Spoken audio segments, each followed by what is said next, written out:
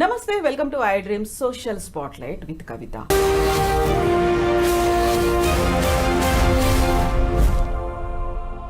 అమెరికాలో తీసుకుంటున్నటువంటి రోజుకొక నిర్ణయాలనేవి విద్యార్థుల భవిష్యత్తును ప్రశ్నార్థకం చేస్తున్నాయా? ముఖ్యంగా తెలుగు విద్యార్థుల భవిష్యత్తు ఏంటి? వాళ్ళంతా తిరిగి రావాల్సిందేనా? బోల్డ్ అని డౌట్స్ అనేవి వస్తున్నాయి ఒకవైపు స్టూడెంట్స్లోనూ, మరోవైపు ఇక్కడే ఉన్నటువంటి తల్లిదండ్రుల్లో కూడా. నిజంగా ట్రంప్ అలాంటి డెసిషన్స్ ఎందుకు తీసుకోవాల్సి వస్తుంది? తమ దగ్గర చదువుకోవడానికి వస్తున్న వాళ్ళకి ఎందుకు అంతలా అన్యాయం చేస్తున్నారు? దాని వెనకాల ఉన్నటువంటి మతలబేంటి? మనతో పాటుగా ఉన్నారు సీనియర్ జర్నలిస్ట్ జిఆర్ మహర్షి గారు. మహర్షి గారు నమస్కారం అండి. యూజువల్గా ఒక వినిపిస్తున్న వాదన ఏంటంటే, ట్రంప్ వచ్చాడు కాబట్టి ఫస్ట్ అమెరికన్లకి ప్రయారిటీ ఇస్తున్నాడు. ఓకే, అమెరికన్లకి ప్రయారిటీ ఇవ్వాలి, కాదనట్లేదు. మిగతా వారికి ఎందుకు అన్యాయం చేస్తున్నారు? వారిని ఎందుకు అలా తరిమేస్తున్నారు? అంత నిర్దాక్షిణ్యంగా ఎందుకని పంపించేస్తున్నారు అనేటువంటి ఒక వాదన మాట వినిపిస్తోంది కదా. ఎలా చూస్తారు దీన్ని? ఇదేం లేదు మేడం, గాలి బుడగ కదా. ఇప్పుడు గాలి బుడగ సిద్ధాంతం ఏంటి? ఎంతసేపు గాలిలో ఎగిరినా ఒకరోజు పేలిపోతుంది. అది మనం మామూలుగా స్కూటర్ టైర్ ఉంటుంది కదా, గాలి తక్కువ ఉన్నప్పుడు సరిగ్గా ముందుకు పోతుంది. మనం ఓవర్ ప్రెజరైజ్డ్ చేస్తే ఏమవుతుంది? అది పేలిపోతుంది. ఇప్పుడు అక్కడ జరుగుతూ ఉండేది కూడా అదే. అమెరికాలో ఏం జరుగుతూ ఉందంటే, ఎక్కువైపోయింది, విపరీతం అయిపోయింది. అంటే 3,39,000 మంది పోయారు లాస్ట్ ఇయర్. మీకు 1980 ఆ ప్రాంతంలో తీసుకుంటే చాలా కొంచెం బాగా డబ్బులు ఉండేవాళ్ళు, కొంచెం ఐఫై ఫ్యామిలీస్ నుంచి పోయేవాళ్ళు అమెరికాకి.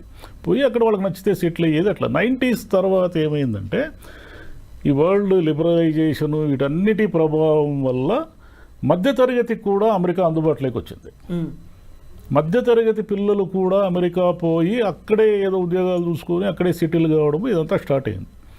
ఇది క్రమేపీ ఏమైపోయిందంటే, ఈ 20-25 ఏళ్లలో విపరీతంగా మన వాళ్ళు అక్కడ ఉన్నారు. సరే, మన వాళ్ళు ఉంటే ఏమిటి ఇబ్బంది వాళ్ళకి అంటే, వీళ్ళ సంఖ్య పెరిగిపోయి, ఈ ఏషియన్స్ కానీ ముఖ్యంగా ఇండియన్స్ కానీ వీళ్ళంతా సంఖ్య పెరిగిపోయి అమెరికా వాళ్ళకి ఎవరైతే నేటివ్స్ అమెరికా వాళ్ళు ఉంటారో మాకు అన్యాయం జరుగుతూ ఉంది, మాకు ఉద్యోగాలు లేకుండా పోతున్నాయి, మా పరిస్థితి ఏమిటి అనేది ఒకటి మొదలైంది. ట్రంప్ గెలవడానికి ముఖ్యమైన కారణం ఏమంటే, ఈ అమెరికాకు సంబంధించిన అన్యాయం జరుగుతుందని మన వాళ్ళు కూడా ట్రంప్ చేశారు. అక్కడ ఉన్నటువంటి ఇండియన్స్, ఓటు హక్కు ఉన్న వాళ్ళు కూడా ట్రంప్కే వేశారు ఈసారి. ఎందుకు వేశారు అంటే, ఈ ఇండియన్స్ సంఖ్య వీళ్ళందరూ తగ్గించేయాలి, వీళ్ళందరూ వెనక్కి పంపించేయాలి అనేది పాయింట్. సరే, ఇప్పుడు మన పిల్లలు అక్కడ ఉన్నారు కదా, ఏమిటి వాళ్ళ పరిస్థితి అంటే, ఇప్పుడు ఉన్న పరిస్థితుల్లో అక్కడికి వెళ్ళిన వాళ్ళు చాలా ఇబ్బందులు పడాల్సిన ఒక సిచ్యువేషన్ ఎదురైంది. ఎందుకు ఎదురైందంటే, సరే డబ్బులు బాగా ఉండి ఫీజులన్నీ కట్టుకొని నెలకు ఇంటి నుంచి 2 లక్షలు 3 లక్షలు ఖర్చులకు తెప్పించుకోగలిగి చదువుకున్న విద్యార్థుల శాతము 10-20% మించి ఉండదు. వాళ్ళు ఓకే, వాళ్ళకు వచ్చిన ఇబ్బంది ఏమీ లేదు, ఎందుకంటే వాళ్ళకేం పని చేయాల్సిన అవసరం లేదు. మిగతా వాళ్ళు ఉన్నారే 70-80% మంది, వీళ్ళు ఏం చేస్తారంటే, ఇక్కడ బ్యాంకులో ఏదో అప్పు తీసుకోవడము, ఏదో వాళ్ళకున్న ఆస్తులు షూరిటీ చూపించి అప్పులు తీసుకోవడము, ఫీజులు కట్టడానికి సరిపడా అక్కడ వెళ్ళి జాయిన్ కావడము, జాయిన్ అయిన తర్వాత చదువుకుంటూ పార్ట్ టైం చేస్తూ నెలకు ఒక $1,000 $1,500 సంపాదించుకొని తమ ఖర్చులకి వర్కౌట్ చేసుకుంటారు. ఆ సిచ్యువేషన్ నుంచి ఇప్పుడు ఏమైందంటే, అది యాక్చువల్గా నేరం. అది అంటే మనం వెళ్ళేదే రాంగ్ పద్ధతుల్లో వెళ్తున్నాం. అమెరికా వాళ్ళు మీకు ఏం చెప్పారు? వచ్చి చదువుకోండి, ఫీజులు కట్టి అన్నారు. కానీ మనం అలా వెళ్ళడం లేదు. వాళ్ళు ఏమడుగుతున్నారు? అయ్యా, మీకు చదువుకునే దానికి సరిపడా డబ్బులు ఉన్నాయా లేదా మీ అకౌంట్లో అంటే, మనం అకౌంట్లో డబ్బులు కూడా చూపిస్తున్నాం. సరే, పద్ధతులు ఏమైనా కావచ్చు, మనము అకౌంట్లు, దీనికంతా ఈ కన్సల్టెన్సీలు ఇవన్నీ కూడా హెల్ప్ చేస్తాయి. మనం అకౌంట్లో అయ్యా మా దగ్గర 40 లక్షలు ఉంది, 50 లక్షలు ఉంది, మేము చదువుకోవడానికి వస్తున్నామని వెళ్ళాం. మనం సఫిషియంట్ అమౌంట్ అయితే ఉంది వెళ్ళాము. వెళ్ళిన తర్వాత అనివార్యంగా ఇంటి నుంచి 2 లక్షలు 3 లక్షలు తెప్పించుకునే పరిస్థితి లేదు కాబట్టి మనం అనివార్యంగా అక్కడ మన పిల్లలు పార్ట్ టైం జాబ్స్ చేస్తారు. సరే, ఈ పార్ట్ టైం జాబ్స్ నేరమని అమెరికా వాళ్ళకి తెలియదు అంటే తెలుసు. వాళ్ళు ఏం చేశారు? వాళ్లకున్న వ్యాపారాలు, వాళ్లకున్న అవసరాలు, ఇప్పుడు అనేక సూపర్ మార్కెట్లు, పెట్రోల్ బంకులు, లేదా చిన్న చిన్న సంస్థలు ఇవన్నీ ఉంటాయి కదా. ఇక్కడ బేబీ సిట్టర్లు, ప్రతిదీ. వీళ్ళకి అమెరికా వాళ్ళని హైర్ చేసుకోవాలంటే వాళ్ళ రూల్స్ ప్రకారం ఎక్కువ డబ్బులు ఇవ్వాలి. అంటే మన పిల్లలు గంటకు $10 పని చేస్తే అమెరికా వాళ్ళకి $20 పైన ఇవ్వాలి. కాబట్టి ఇదంతా వాళ్ళకి కుదరదు. కాబట్టి ఇక్కడ ఉన్న చదువుకుంటున్న పిల్లల్ని అనేక మందిని వాళ్ళకు కూడా తెలుసు. ఇప్పుడు ఒక సూపర్ మార్కెట్ ఉంది, జాబ్ ఇచ్చాడు అనుకోండి, మనం తెలుగు పిల్లలకు ఇంకా ఏదో ఒక విదేశీ విద్యార్థులకు జాబ్ ఇచ్చాడు అనుకోండి, మరి తెలియక కాదు అది క్రైమ్ అని తెలుసు. తెలిసి కూడా ఏమిటంటే వాడికి రోజుకి సగం డబ్బులు మిగులుతాయి. ఈ పిల్లవాడు ఏమిటంటే గట్టిగా బాగా పనిచేస్తాడు. ఎందుకంటే అక్కడ పోయి జీవించాలి కాబట్టి మన పిల్లలు చాలా డిసిప్లిన్గా పనిచేస్తారు. పని చేసి అక్కడ డబ్బులు తీసుకుంటారు. ఈ అమెరికాకు సంబంధించిన గవర్నమెంట్ అఫీషియల్స్ ఉంటారు కదా, దీనికి ఎవరో ఒకరు, వాళ్ళకు తెలియదు అంటే వాళ్ళకు తెలుసు. ఇంతకాలం వాళ్ళు ఏం చేశారంటే చూసి చూడనట్టు ఉన్నారు. ఇప్పుడు ట్రంప్ వచ్చి ఏం చేశాడంటే నువ్వు చదువుకోవడానికి వచ్చావు కాబట్టి చదువుకో అంటున్నాడు. ఇప్పుడు ఏం చేయాలా? అప్పులు చేసి వెళ్ళారు. అప్పులు చేసి వెళ్ళారు. ఇంటి నుంచి 2 లక్షలు 3 లక్షలు తెప్పించుకునే పరిస్థితి లేదు. వెనక్కి వస్తే ఈ అప్పులు కూడా తీర్చాలి. ముందుకు పోవడానికేమో వాడు ఎప్పుడైనా మనల్ని పట్టుకొని వెనక్కి పంపించేస్తాడు. ఉద్యోగాలు ఇచ్చేవాళ్ళు కూడా భయపడుతున్నారు. దీనికి తోడు చదువు అయిపోయిన తర్వాత అది ఓపీటీ ఉంటుంది కదా, ఆప్షనల్ ప్రాక్టికల్ ట్రైనింగ్ అని, అది కూడా క్యాన్సిల్ చేసేస్తాము అనే మూడ్లో. అది ఎందుకంటే స్కిల్స్ డెవలప్ చేసుకోవడానికి మీకు కొంత టైం ఇస్తారు. ఈ టైంలో మన పిల్లలు ఉద్యోగాలు ఎత్తుక్కోవడము, H1B కోసం ట్రై చేయడం, ఇలా ఏదో చేస్తూ ఉంటారు. ఇదంతా ఏమైపోయిందంటే అమెరికా వెంట మనం పరుగులు తీసి ఓవర్ క్రౌడెడ్ అయిపోయింది. ఈ ఓవర్ క్రౌడెడ్ వల్ల వెళ్ళిన వాళ్ళు ఇబ్బందులు పడుతున్నారు. వెళ్ళిన వాళ్ళు ఏమి ఇబ్బందులు పడుతున్నారు? అంటే పని చేస్తున్నప్పుడు ఇబ్బందులు పడ్డారు. మీకు రోజుకి 7 గంటలు 8 గంటలు పని చేసి మళ్ళీ కాలేజీకి వెళ్ళి చదువుకోవడం, ఇదంతా కూడా స్ట్రెయిన్ కదా. దానికి తోడు ఏం చేస్తున్నారంటే డబ్బులు ఎక్కువ వస్తాయని రిస్కీ ప్లేసుల్లో పనిచేస్తున్నారు. రిస్కీ ప్లేసులు అంటే ఒక డౌన్ టౌన్ ఏరియానో, లేదంటే ఒక డ్రగ్ ఎక్కువగా ఉన్నటువంటి ఏరియానో, గన్ కల్చర్ ఉన్న ఏరియానో ఉంటుందనుకోండి. అక్కడ ఆ సూపర్ మార్కెట్, పెట్రోల్ బంకులో ఏవో ఉంటాయి, అక్కడ పని చేయడానికి ఎక్కువ డబ్బులు ఇస్తారు. మామూలుగా ఇచ్చే డబ్బుల కంటే అక్కడ రిస్క్ ఉంది కాబట్టి ఎవరు రారు కదా, ఎక్కువ డబ్బులు ఇస్తారు. ఎక్కువ డబ్బులు ఇస్తే మన వాళ్ళు పోయి పని చేస్తున్నారు. అటు చనిపోయిన వాళ్ళు చాలామంది ఉన్నారు. ఈ గన్ కల్చర్లో చనిపోయిన పిల్లలు ఉన్నారు. వీళ్ళంతా ఏమైపోయిందంటే చదువు అయిపోయిన తర్వాత ఉద్యోగాలు కావాలి కదా, ఆల్రెడీ ఆడ సెటిల్ అయ్యి ఉద్యోగాలు చేస్తున్న వాళ్ళు ఉంటారు. ఏది మన ఇండియన్స్ కానీ తెలుగు వాళ్ళు కానీ ఎవరైనా కానీ, వీళ్ళు వాళ్ళకి పోటీగా వెళతారు. అంటే వాడికి ఒక $6,000 వస్తూ ఉందనుకోండి నెలకు. ఈ $6,000 వాడు చేసే పని వీడు 3,000కే చేస్తారంటారు. అక్కడ వాడికి ఉపాధి కూడా దెబ్బపడుతుంది. వాడి ఉపాధి పోతా ఉంది. వాడి ఉపాధి పోతే వాడికి ఇంకా డేంజరు. ఎందుకు డేంజర్ అంటారా? వీళ్ళు ఏం చేస్తారంటే ఉద్యోగం వచ్చిన వెంటనే ఒక ఇల్లు కొనుక్కుంటారు. ఎందుకు ఇల్లు కొనుక్కుంటారంటే అక్కడ వీళ్ళు కట్టే రెంటు, వీళ్ళు కట్టే EMI 2 ఈక్వల్గా ఉంటాయి. పెద్దగా వడ్డీ రేట్లు బీభత్సంగా ఏమి ఉండవు. దానికి తోడు మీరు కట్టే డౌన్ పేమెంట్ కూడా అబ్నార్మల్ ఏమి ఉండదు. మీరు కట్టుకోగలిగిన స్థాయిలో ఉంటుంది. అంటే ఒక $5,000 $10,000 ఎంతో మీరు కొనే ఇంటి స్థాయిని బట్టి ఉంటుంది. ఈ EMI ఎలాగో మనం రెంట్ ఎవడికోడికి పే చేయాలి కాబట్టి మన ఇంటినే మనం ఓన్ చేసుకుందామని వాళ్ళు కమిట్మెంట్స్ పెంచుకుంటారు. వాడికి ఒక $6,000 జీతం వస్తుంది అనుకోండి, వాడు కమిట్మెంట్స్ పెంచుకొని ఏం చేస్తాడంటే వాడికి వచ్చే దాంట్లో $3,000 EMIలు కట్టుకోవడానికి పెట్టుకుంటాడు. ఇప్పుడు వీడు పోటీకి వస్తే వాడు $3,000 వాడు పని చేయలేడు. $3,000 పని చేస్తే వాడు ఏం చేయగలుగుతాడు? అప్పులు కూడా తీర్చుకోలేడు. పోనీ ఆ ఇంటిని అమ్మేద్దామంటే అది కుదరదు. ఎందుకు కుదరదంటే ఆడ ఫస్ట్ హ్యాండిల్ ఇండ్లే అనేకం ఉంటాయి. ఈ సెకండ్ హ్యాండిల్ ఇంటిని ఎవడు కొంటాడు? ఎవడు కొనడు. కొన్నా మీరు పెట్టిన పెట్టుబడికి మొత్తం నష్టపోవాల్సి ఉంటుంది. కాబట్టి అంతా ఇరుక్కునేసినారు. అందరూ పోయి ఇరుక్కునేసినారు. అక్కడ స్థలం లేని చోట ఒక 1000 మంది బట్టి ఒక ఏదో ఉంటుంది కదా, ఒక ట్రైన్ బోగి ఉందనుకోండి, దానికి ఒక 100 కెపాసిటీ ఉంటే ఒక 600 మంది ఆ బోగీలు ఎక్కితే ఏమైపోతుంది? ఎవరికి గాలి ఆడదు. అట్లా బాగా అంత ముందు ఎప్పుడో 90sలో పోయి సెటిల్ అయిన వాళ్ళ పరిస్థితి వేరు. కానీ ఇప్పుడు గత 5-10 ఏళ్లలో పోయిన వాళ్ళంతా ఇబ్బందులు పడుతున్నారు. అంటే జాబ్స్ చేస్తున్న వాళ్ళు ఇబ్బందులు పడుతున్నారు, వెళ్ళిన పిల్లలు ఇబ్బందులు పడుతున్నారు. దీనికి తోడు ఈ డూప్లికేట్ కన్సల్టెన్సీలు ఉంటాయి. అది మన వాళ్ళు తెలుగు వాళ్ళే ఎక్కువ ఉంటారు దాంట్లో. వీళ్ళు ఏం చేస్తారంటే అంతా మోసమే. వీళ్ళు ఉద్యోగాలు ఇప్పిస్తాననేది మోసమే. అంటే ఇప్పిస్తారు, ఇప్పించి వాడికి వచ్చే $1,000 వీడు 500 కమిషన్లు తినేస్తాడు. అంటే వీళ్ళ నిస్సహాయతని ఆధారంగా చేసుకుని ఈ మోసాలు చేసే వాళ్ళ సంఖ్య కూడా పెరిగిపోయింది. దాంట్లో మన వాళ్ళే ఎక్కువ ఉన్నారు. మన వాళ్ళని ఆ మోసాల్లో పట్టుకుని ఇండియాకి పంపించేసిన వాళ్ళు కూడా ఇక్కడ చాలామంది పెద్ద మనుషులుగా చాలామంది అయ్యే వాళ్ళంతా కూడా అమెరికా నుంచి బహిష్కరణకు గురైన వాళ్ళే కొంతమంది.